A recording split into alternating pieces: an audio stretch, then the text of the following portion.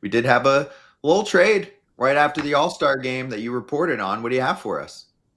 Yeah, that one. Well, first of all, it's good to be back with you boys. That one was not on my radar whatsoever. I was actually on the train in Atlanta flying home to Scottsdale when I found out that trade was happening. So there I was with my AirPods on trying to confirm the trade. After about 15 minutes, I got the trade. I was able to tweet it out before I hopped in the plane, so that was good. Um, but it starts what should be a pretty active trade season here for the Pittsburgh Pirates. Moving Adam Frazier early on was something. It wasn't necessarily a priority for them, but when the Royals ended up coming to them looking for Frazier, that was a deal. And getting Cam in return was something that they thought was a really good return internally. And Frazier returns to the Royals now after a stint there, and it's not necessarily like the biggest name by any means. He struggled in Kansas City when he was there, but he was hitting around 255 with Pittsburgh. Had performed really well for them recently, especially, and he can also play in the infield and the outfield. So it's cheap versatility on defense for the Royals, maybe some added depth there as well. So I don't have any issues with it, but it marks the beginning of what should be a very active trade season here for the Pirates. Can we also get Frazier back to Baltimore, maybe, and the Padres, so he can just keep going back to the same teams over and over and over again? I mean, it's crazy, right? He started his career in Pittsburgh, went to Kansas City. Now he's back. He goes to Pittsburgh. They take him back to Kansas City. Like, I guess the Pirates and the Royals really love Adam Frazier. He's a great dude. Yeah, he's a really good dude. I've had the chance to talk to him a couple times, and he's been always very nice to me. But hey, who knows? Maybe AJ Preller and Mike Elias can end up making that happen. Although from everything that I gather, the Royals kind of want to hold on to him for now, and maybe it even signals that the Royals are going to be buying. I know there's been a lot of questions about whether or not they could end up selling or buying, and I mean, getting Frazier, that's not necessarily like a big move that's going to dictate that they're going to end up buying just in the next couple of weeks, but it signals that they want to win and that they intend to compete at least. So maybe it could have some implication for the future of Seth Lugo and some of those other guys on that roster there that have been mentioned in trade rumors. But the next 2 weeks are going to be very telling for Kansas City. But getting Frazier was something that they liked and that they wanted to do. He was a guy that's very respected in that clubhouse, and now he's in Kansas City once again. Pick from the teams that are kind of in that Kansas City Royals on down realm where it's like, okay, maybe you're not like in it, but you still have a core of players that you've paid and you're looking to win in the next 2 or 3 years. That would be the most active in adding for this year that would then bolster their team for next year before we get to any of the, who's going to go for the one year rental guys? It's a really good question by you, and I have teams in that tier, but I don't know if they're necessarily going to end up buying. And I look at the Minnesota Twins first of all. They obviously have a nice core there with Carlos Correa, Byron Buxton, and some of these pitchers that they have, and they're going to get Pablo Lopez back before too long. And they have a core that they really like, and as of this point right now, they have not had any conversations about selling. And there's been plenty of Joe Ryan trade rumors that have been mentioned, and they have not had a single conversation about him as of this point. That does not mean that they're going to buy, or that doesn't mean that they're going to sell. At this point, they intend to compete or try to compete for this season, but the next 2 weeks are going to determine a lot. And we can say that about so many other teams as well. And Cooper is trying to say hi here as well. My golden retriever puppy is by my lap as we speak. So if we get a Cooper appearance, that could be a thing. But the other team that I think everyone in baseball is watching at this point, and they could really end up dictating the deadline, is the Arizona Diamondbacks. And they have pitching, they have hitting, they have bullpen pieces. Although that being said, they got a lot of different injuries on that team. But they are a team that I don't think is going to do like a hard sell by any means. But if they do sell, they have some of the most intriguing pieces on the market, and that could just single-handedly change the deadline if they end up selling. All right, you talked about the Braves. Adamantly, they are not trading anybody from this group of guys who are signed past 2025. But fans are adamant that this team hasn't done very well in the last year and a half, 2 years-ish as far as this lineup. Could that be a team that bolsters next year and the following years, because they love all their extensions, with getting rid of an Albies, with getting rid of a Sean Murphy? I would say they're not going to be trading any of those guys at this deadline. I will stake my claim on that one. I have that on very good authority that the Braves are not going to trade anybody at this deadline that has control beyond this season. So Sean Murphy, Ronald Acuna Jr. I mean, there's so many other guys on that roster that are controllable. They are not going to be moved. And I was watching you guys before I ended up coming on, and I totally agree. Like Sean Murphy would be a great fit for the San Diego Padres, and there's not any real options at catcher on the market. I thought maybe Gary Sanchez could be a fit for them, but he's out an extended period of time, and my mind crept to Sean Murphy. And the Braves are just they're not just pretty adamant, they're extremely adamant that players of Murphy's caliber who are controlled beyond the season are not going anywhere. But we can look at for the rest of their team that is going to be talked about. You have Marcell Ozuna, you have Raisel Iglesias, you have some other guys who are on expiring contracts. And the thing with Ozuna is, like, he's going to get plenty of interest because there's not that many great hitters out in the market. He's a power hitting guy. He can change a lineup with just his presence as a DH. But he has 10-5 rights, which allows him the opportunity to veto any trade. And he's got options that he will consider for sure, that he would ultimately consider waiving his no trade clause or his 10-5 rights. But I don't think it's going to be open to every team in the league. So he'll be selective, but he'll get plenty of interest. Robert, I just want to know, why wouldn't the Braves think about trading somebody to get controllable pitcher, controllable relievers, or a different bat just to mix things up? Because this has not worked now for 2 years. Yes, they made the playoffs last year. They got swept out. This year has kind of been a disaster. You can blame the injuries or whatever, but they haven't hit the way that everyone expected them to hit. Now, is it fair because 2 years ago in 23, they were so great and everyone just expected them to keep being that great?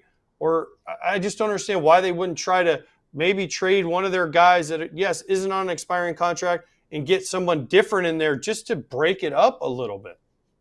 No, I totally hear you there, AJ. And it's something I've thought about too. And I think it's something that they should consider. But internally, they view this team, especially their core that they have. Like, the pitching staff is in a good place. Their hitting there's some question marks there. And they've dealt with a lot of injuries this season.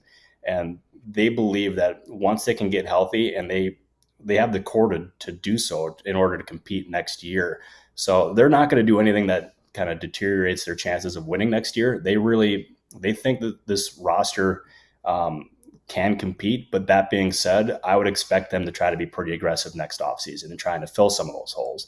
And it's adding to the offense or adding some bullpen pieces, because you don't know what that bullpen is going to look like next year, even in 2 weeks with the deadline coming up. So I'd expect a soft sell by the Braves. And I agree with you. I think they absolutely should consider something bigger. But as of this point, I don't see that coming, and I would be really surprised if that ended up changing.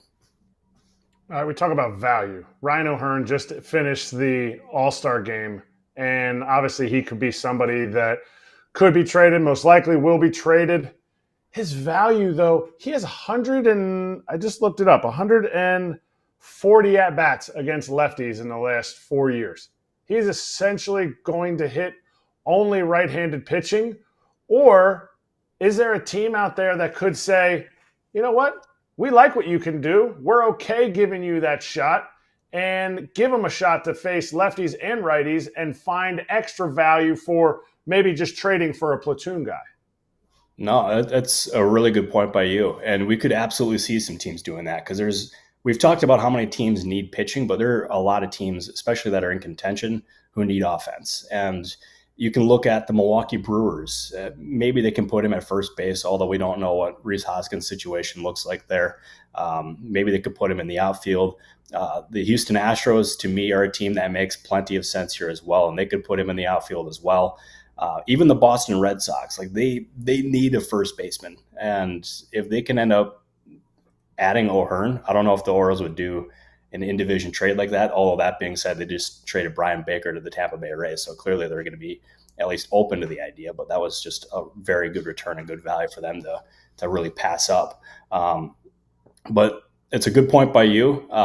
Any team that acquires him is obviously going to have to pay a very hefty price, considering just how few sellers there actually are. And if you're going to end up paying that price, you would expect that guy to not just be hitting against right-handed pitching.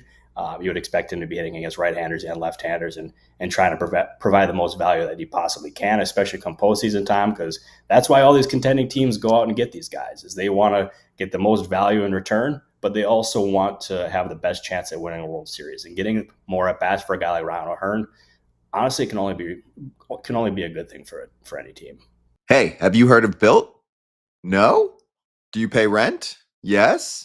Okay, good. Let's talk. There's no cost to join, and just by paying rent, you unlock flexible points that can be transferred to your favorite hotels and airlines, a future rent payment, your next Lyft ride, and much more. When you pay rent through Built, you unlock two powerful benefits. First, you earn one of the industry's most valuable points on rent every month. No matter where you live or where your landlord is, your rent now works for you, and you gain access to exclusive neighborhood benefits in your city. Built's neighborhood benefits are things like extra points on dining out, complimentary post-workout shakes, and much more. Unique experiences that only Built members can access. And when you're ready to travel, Built points can be converted to your favorite miles and hotel points around the world, meaning your rent can literally take you places. So if you're not earning points on rent, my question is, what are you waiting for? Start paying rent through Built and take advantage of your neighborhood benefits by going to joinbuilt.com/foul. That's joinbilt.com/FOUL. Make sure to use our URL so that they know we sent you. You mentioned the Brewers. And we saw Jacob Misiorowski pitch in the All-Star game. Controversial pick, not the kid's fault, but it's an exhibition game, so why not, right? But will they extend him, or are the Brewers scared because of some of the other guys that have gotten hurt on extending him? I think the Brewers would absolutely love to extend Jacob Misiorowski. I mean, you look at him, and I mean, he's like 6'7". He's a string bean. You wouldn't expect this guy to be able to throw 102 miles an hour. But yet he does. He does it pretty effortlessly, and he has been just the talk of baseball. And obviously his pick to be in the All-Star game was controversial. Not everyone agreed about it, and even saw the Philadelphia Phillies players really just speak out about it. But that being said, despite some reports, there have been very, very, very brief conversations. I don't even know if I call it a conversation, and no offer has been made at this point. So the Brewers are not close to extending Misiorowski at all. I would imagine they would love to do so, but that price tag is going to only continue to go up and up and up and up. And we've seen the Brewers do early extensions before. We saw them do it with Freddie Peralta. We've seen them do it with some other players as well.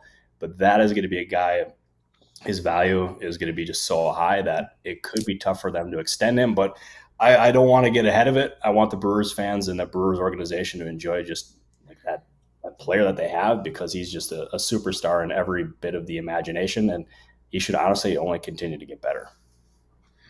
All right, Robert, I'm going to bring in one or two fan questions here as we've been chatting. Actually, this one brought up by a couple fans in the chat related to our conversation earlier.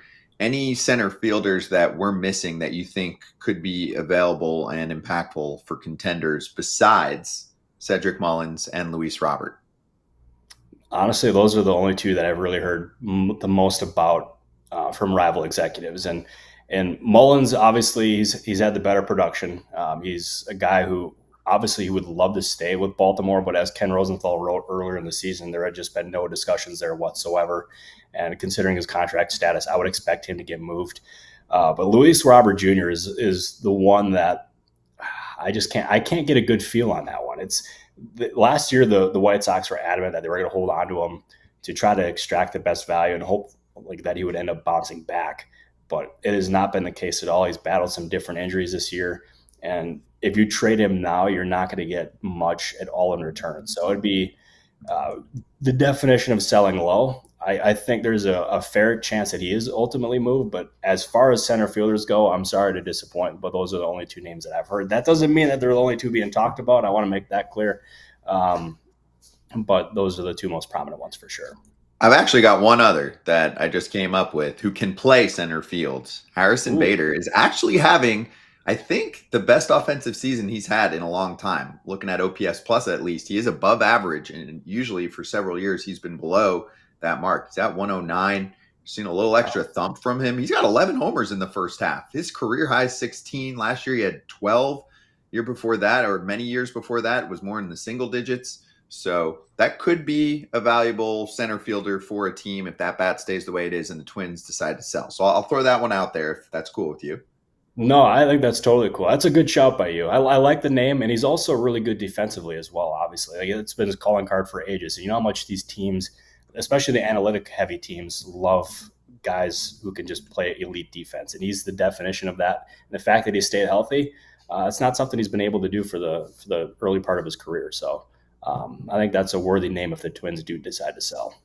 One more fan question, and then we'll have AJ finish up with his. Eric wants to know what you think the Angels will do. Are they going to ride this out for the next couple weeks and see what happens? He said, should they listen to offers for Kikuchi in addition to players like Taylor Ward, since there aren't too many quality pitchers on the market? And obviously, some of these guys are getting close to free agent status for them. Not Kikuchi. I think he signed up for 3 years. Tyler Anderson, I think, is a free agent after this year. Yeah, I feel like this is an easy call for the Angels that they should sell, but with Artie Moreno, you just never really know what they're going to do, and it's probably the most difficult team in baseball to try to pinpoint. But to me, it should be clear that they should sell. But my guess is they're going to wait this out for at least the next 10-ish days to try to figure out if they actually should buy. They want to. Because we've seen them do it in years past where they ended up getting Lucas Giolito, Ronaldo Lopez, and some other players, and all just gave them up about 2 weeks after they ended up acquiring them on waivers for nothing. So it's an organization that's extremely difficult to pinpoint, but my guess is they come to their senses, they sell, but I am hardly confident in that answer just because of Artie Moreno's presence. Because honestly, it can depend on how he wakes up a certain morning. For that could end up deciding the direction that they go at the deadline. They are that unpredictable. Gotta love that if you're an Angels fan. All right, I'm going to ask you a strange question, and Kratz and Scott are going to be like, "What are you talking about?" Foster Griffin is over in Japan. He's absolutely dominating. I know Foster because he pitched at First Academy, where my son just graduated from. So I've heard about him for a long time. Struggled when he came over to the big leagues. When he was in the big leagues here, got hurt. Went over to Japan. Is this someone we could see come over next year and have one of those impacts that some of the guys that had gone overseas and came back over have had in the past? AJ, you read my column. I appreciate you. I've always loved you. Yeah, that's my guy right there. He is somebody who is on the radar of teams for sure. He's pitched very well over in Japan. He's got an ERA below 1.